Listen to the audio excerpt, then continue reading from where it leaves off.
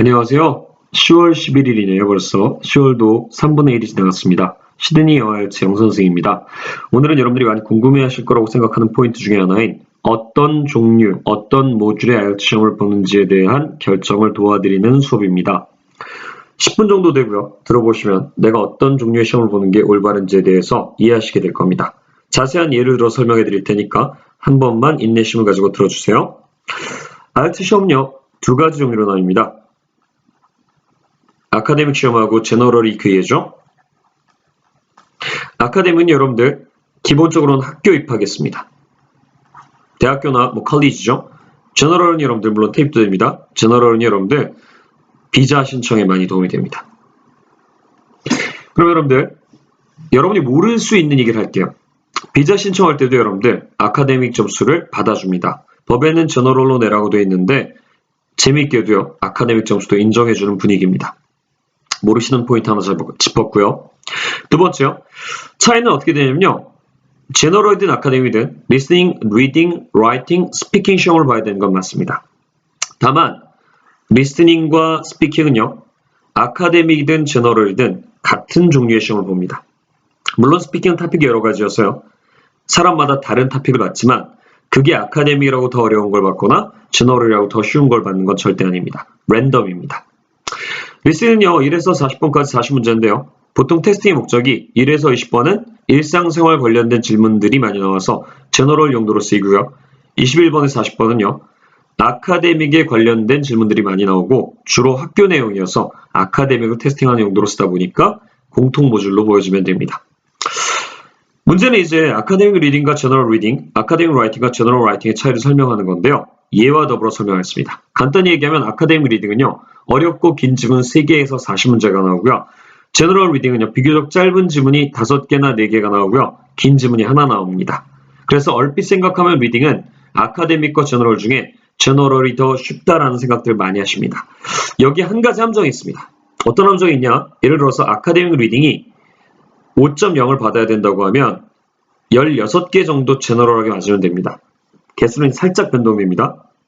제너럴 리딩은요. 여기 함정이 있는데 5.0을 받아야 될 때 40문제 중에 23문제를 받아야 된다고 봅니다. 그럼 6.0은 어느 정도 될까요? 6.0은요. 23문제로 보여주고요. 아카데믹 같은 경우는 6.0은 여러분들 생각보다 많아요. 여러분들 31문제 정도 봅니다. 대략 그러니까 개수 차이가 7개에서 8개 정도가 차이 난다고 보시면 돼요. 1점 차이에서. 조금 생각이 바뀌시죠? 쉬워도 같은 점수를 받으려면 제너럴이 7, 8개를 더 맞아야 되는 거죠. 이게 사실은 여러분들이 모르는 첫 번째 포인트고요. 두 번째 포인트를 설명하겠습니다. 자, 아까 말씀드린 대로 지문 난이도를 본다면 아카데믹이 압도적으로 어렵습니다. 간단한 예를 하나 보여드리면 여러분들 아카데믹 지문 하나를 보여드리면 이래요. 타이드 파워랍니다. 그러니까 조력 발전에 대한 글이겠죠.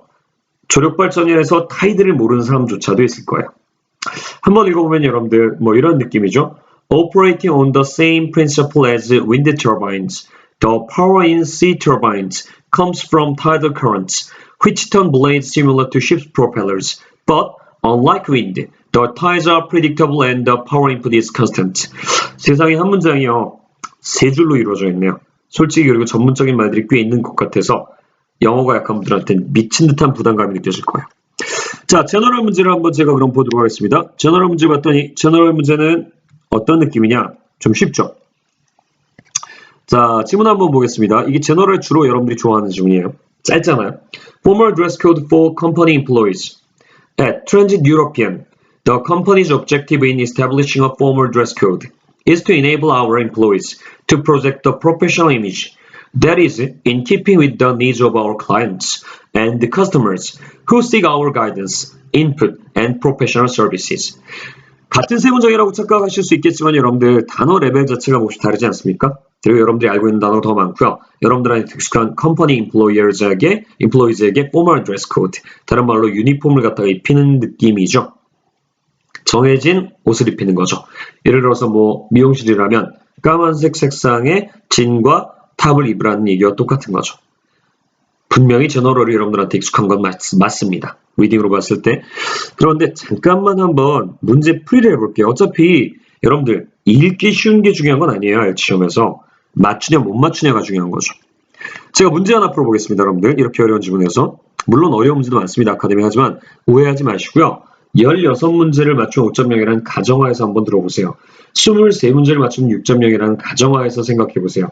아까 7.0이 나왔는데 7.0은요. 31문제 정도 맞추면 돼요. 그러니까 틀리는 게 많아도 의외로 점수가 잘 나오는 거예요, 아카데믹은. Number 25, 26를 보겠습니다. 자, 보시면 Air bubbles result from the 밑줄 behind the blades. Underline behind the blades. 공기방울이 날개들, 여기 날개도 보이네요. 뒷면에 있는 밑줄로부터 생긴다라는 거네요. 에어 버블즈고요. 사실 25번, 26번 문제가요. 지금 이 긴 지문의 마지막 문제로 나옵니다. 이 긴 지문에는 사실 지금 13문제 정도가 나오는데 여기 모두 number 14에서요.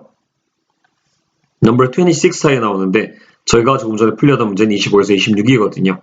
그럼 사실 이 문제의 제일 마지막 부분에 나오지 않겠습니까? 문제는 순서대로 나오니까. 그럼 한번 마지막 부분을 보도록 하겠습니다. 그리고 전 에어 버블즈를 찾고 싶습니다. 왜냐면은 우리나라에서도 에어라고 하죠. 맥북 에어 그러잖아요. 또 버블즈라고 하죠. B-U-B-B-L-E-S 버블즈. 자, 뭐 우리 어렸을 때는 버블이라는 게임도 있었습니다. 저와 연세 차이가 나시더라도 부동산에 버블이 꼈다는 얘기 들어보셨죠? F에 보니까요. 마지막 문제 단락이에요. One technical difficulty is cavitation, where low pressure behind the turning blade causes air bubbles. 여기 나오죠. 딱 보더라도 지금 이 문장 안에 정답이 있는데 문장이 굉장히 짧은 편이에요. 다시 한번 문제를 볼까요? 정답이 생각보다 빨리 나오게 됩니다. 자, 문제를 보면 조금 전에 읽었던 부분이 딱 보이지 보세요. Air bubbles result from the 밑줄 behind the blades. behind the blades 본 것 같지 않으세요? 본문 볼게요. F에 보면 자, behind가 보이지 않으세요? behind the turning blade. 그럼 정답은 뭐가 될까요? 네, low pressure 맞습니다. 이렇게 쉬운 문제를 일부러 고른 건 아니에요, 진짜로. 아카데믹에 어려운 문제도 많이 있지만 이런 식으로 위치만 찾으면 충격적으로 해석 없이 정답이 보이는 게 꽤 많아요. 반면에 제너럴을 볼까요? 제너럴은 좀 다릅니다. 지문이 쉬운 이유가 다 있습니다. 지문이 쉬운 이유를 한번 볼게요. 자, 이번엔 이건 거꾸로 첫 번째 문제를 풀어볼게요. 첫 번째는 본문의 처음에 있겠죠. 아까 마지막 문제 본문의 마지막에 있었으니까. Notes on company dress code. Aim of formal dress code to present underline to clients. 그러니까 결국은 formal dress code의 목적이 고객들한테, 소비자들에게 밑줄을 보여주는 거라죠. 자, 처음으로 볼게요. Formal dress code for company employees. At Transit European, the company's objective in establishing a formal dress code is to enable our employees to project a professional image that is in keeping with the needs of our clients. 조금 전에 혹시 기억나세요? clients? 두 번째 문제 클라이언트라는 단어가 나왔는데요. 사실은 나중에 저한테 배울 기회가 있겠지만 동영 속어 나중에 꼭 올려드릴게요. 사람은 위치를 보여준 경우가 많거든요. 소비자, 고객이라는 이 단어가 조금 전에 15번 문제 위치를 앞부분에서 보여준 거예요. 그러면은 사실 이 클라이언트들에게 뭘 보여주는 게 목적이냐면 여기 보시듯이 프로페셔널 이미지를 보여주는 게 중요해요. 프로젝트가 밑줄 앞에 있었던 프리젠트로 바뀐 거죠. 어떠세요? 사실 읽어야 되는 양이 우선 많지요. 그리고 아무리 쉬운 단어로 돼 있어도 해석을 베이스로 문제를 내는 경우가 꽤 있어요. 아카데믹은 해석이 덜 돼도 맞출 수 있는 문제가 많고요. 제너럴 리딩은 해석이 잘 돼야 맞출 수 있는 문제가 많아요. 라이팅 한번 보여드릴게요. 반대로. 라이팅은요, 여러분들 아카데믹은 라인, 복합, 바, 다이어그램, 그리고 테이블 등 굉장히 많은 종류의 라이팅이 존재해요. 각각을 쓰는 걸 배우는 건 어렵지 않으세요. 하지만 이걸 다 배우는 건 양이 꽤 돼요.